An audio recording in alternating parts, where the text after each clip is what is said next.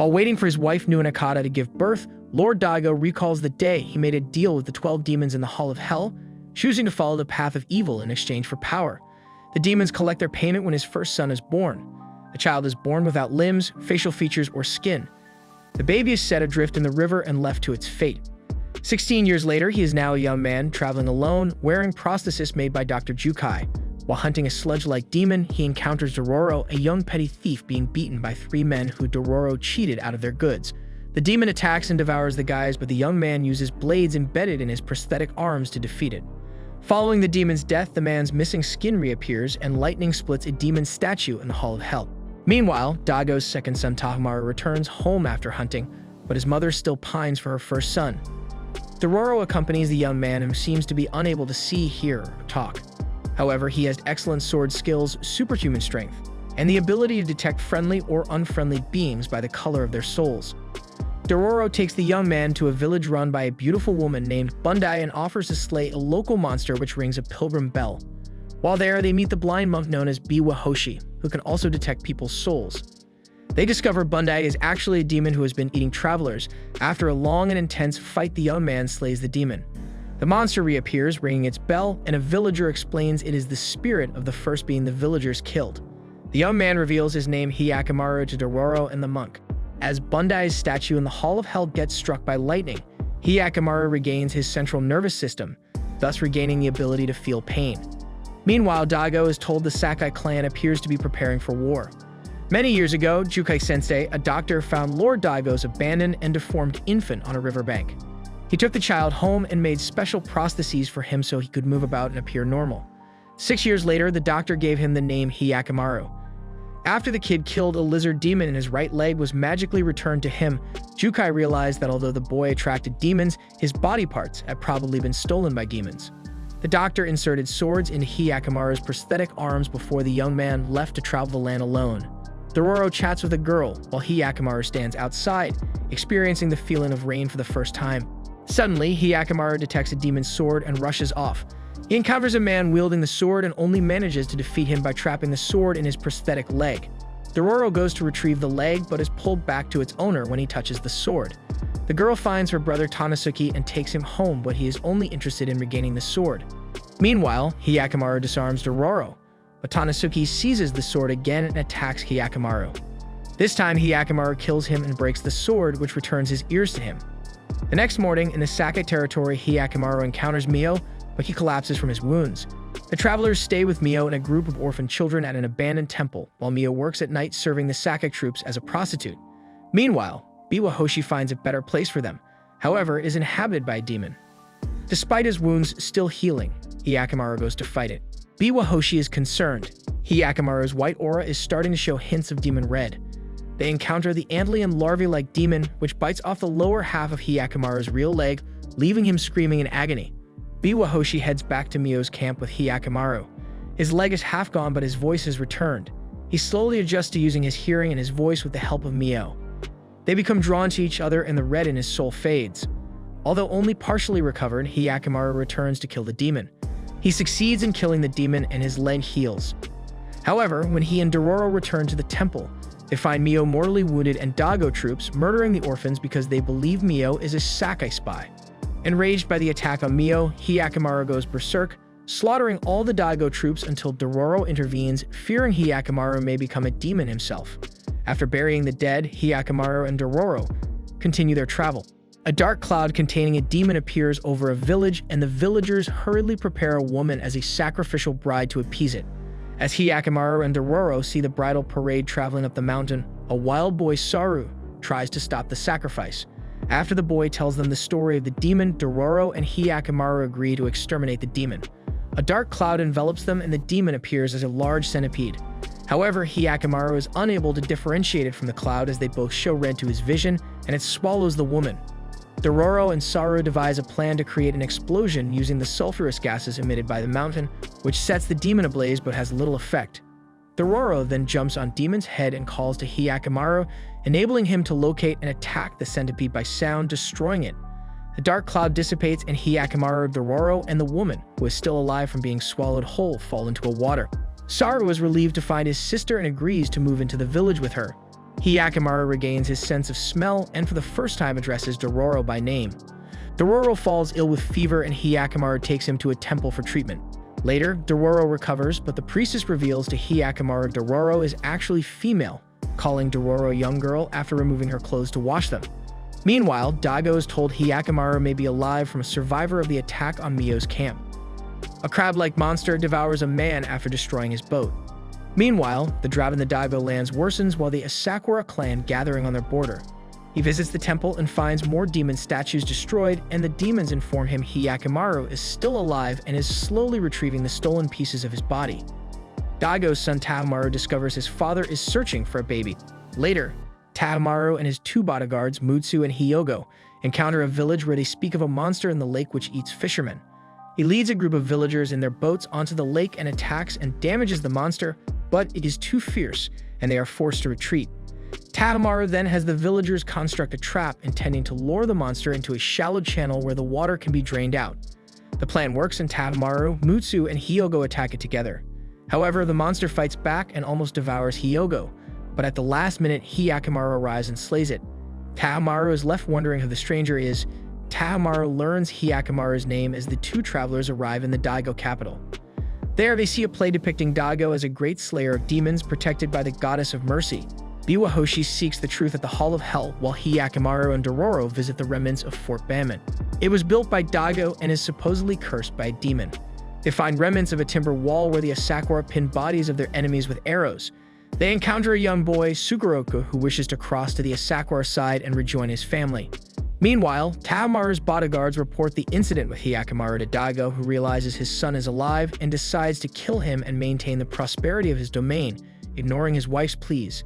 Tahomaru overhears their exchange and later comes across a demented woman who was present at Hyakimaru's birth. She tells him how the demons ate everything but left the boy alive. Night falls at Bamon, and a nine-tailed fox demon appears. While it attacks Hyakimaru, Sugoroku uses the distraction to pass the wall with Dororo in pursuit. However, they are captured by Asakura sentries. The demon is eventually chased off by the arrows of a squadron led by Daigo himself, who then approaches Hyakimaru. Hyakimaru does not recognize his father and is confused when he sees demonic red in Daigo's soul. Daigo orders his archers to fire at Hyakimaru, who flees.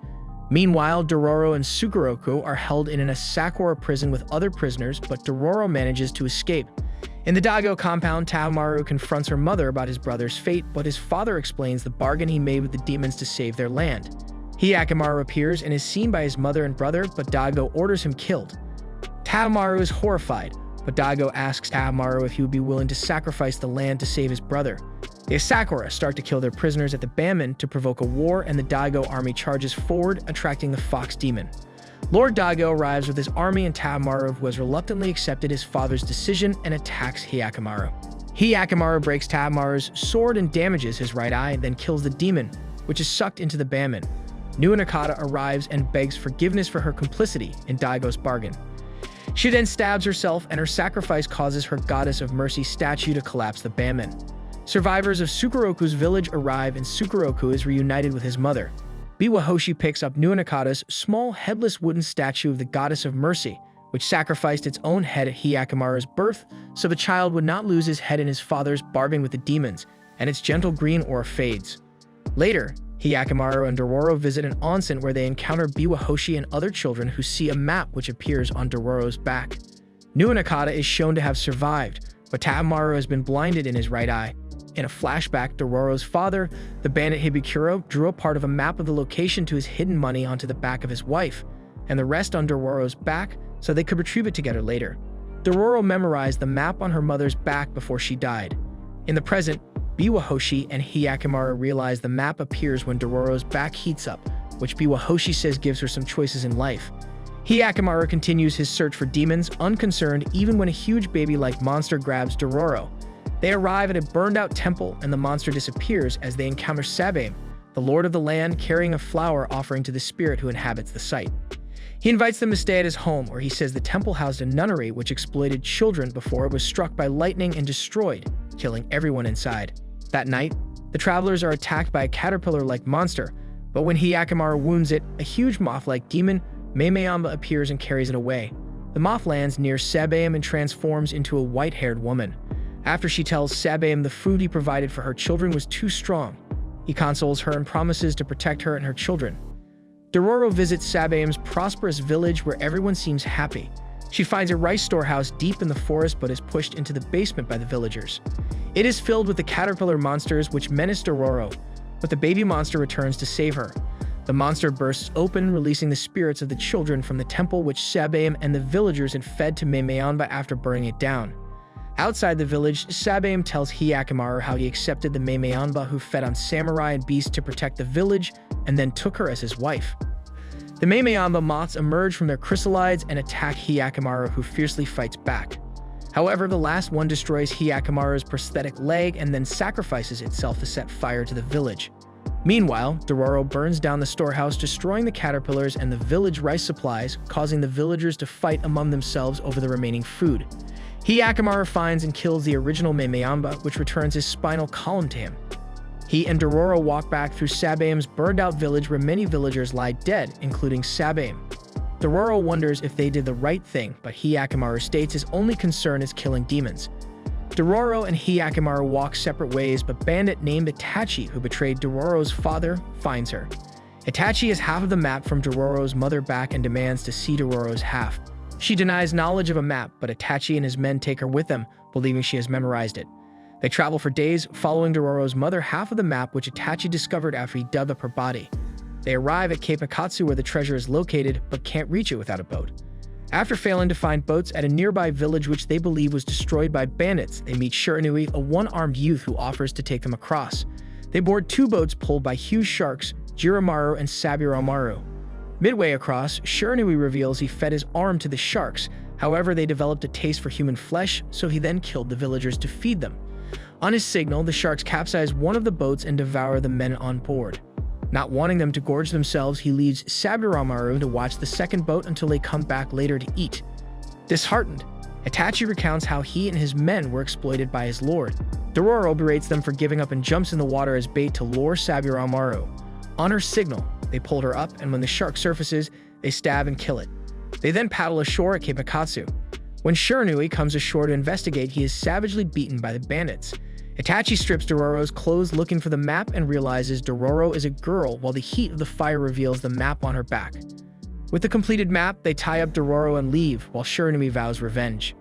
Elsewhere, as Hyakkimaru struggles to walk, he passes a monk who tells him of a man nearby who can give him a new leg. Jukai is adding limbs to the dead on a battlefield when a ghoul attacks, but Hyakkimaru appears and kills it. Back in his cave, Jukai is horrified when Hyakkimaru explains what his father did to him. Suddenly, a landslide blocks the entrance to the cave. While Hyakkimaru digs his way out, he reveals he is not alone as he remembers Dororo. Emerging from the cave, they find the fruit of a nearby demon tree producing more ghouls.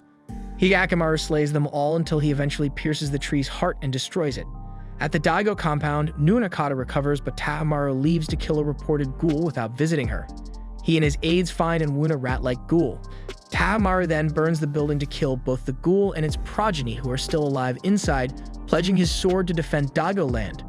When they return, Daigo sends Tahamaru and a small army to kill Hyakkimaru. Meanwhile, Hyakkimaru rows a small boat towards Cape Akatsu. Shiranui calls on the giant shark Jiromaru to eat Saburomaru's body, and it evolves into a demon capable of moving onto land. It attacks Dororo, but she is saved by Hyakkimaru, who slays the demon. Hyakkimaru's left leg is restored. Meanwhile, Itachi finds a cave and two of his men rush in but are killed by booby-trapped explosives. Tahamaru and a fleet land on the shore in pursuit of Hyakkimaru, and Tahamaru gives orders to leave no one alive. Several of Itachi's remaining men fall to Daigo arrows, and Dororo and Hyakkimaru come across a wounded Itachi.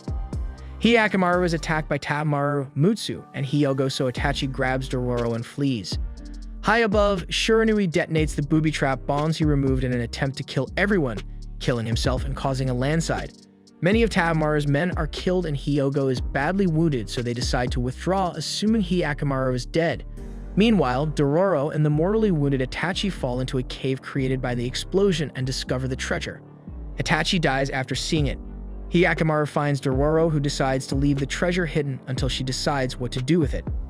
Hyakkimaru and Dororo seek the swordsmith to repair the swords in Hyakkimaru's prosthetic. Hyakkimaru refits the repaired swords and continues his journey with Dororo.